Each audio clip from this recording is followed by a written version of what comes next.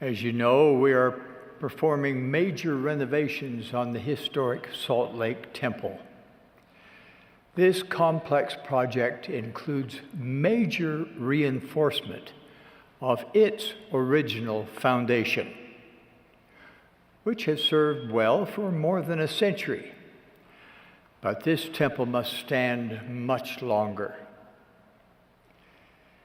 In late May, I inspected the progress on this massive project. I thought you would appreciate seeing what my wife Wendy and I saw. I think you will see why the hymn, "How Firm a Foundation," has come to have new meaning for us.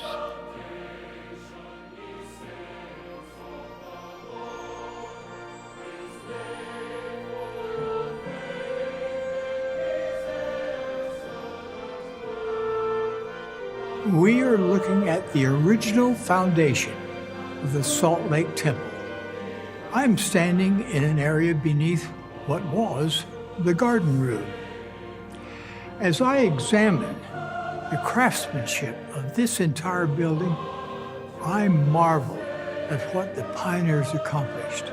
I am totally in awe when I consider that they built this magnificent temple with only tools and techniques available to them more than a century ago.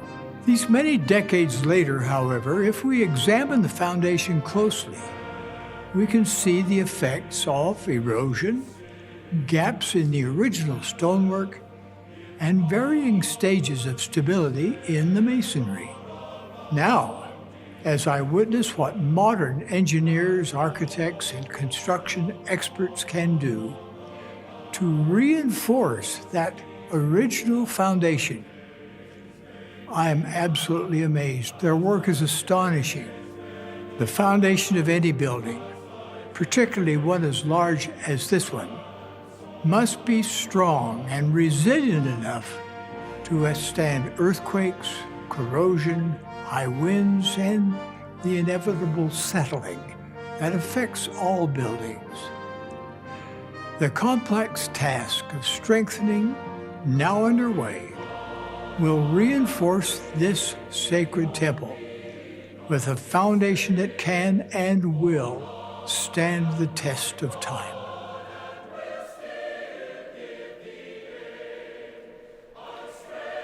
We are sparing no effort to give this venerable temple, which had become increasingly vulnerable, a foundation that will withstand the forces of nature into the millennium.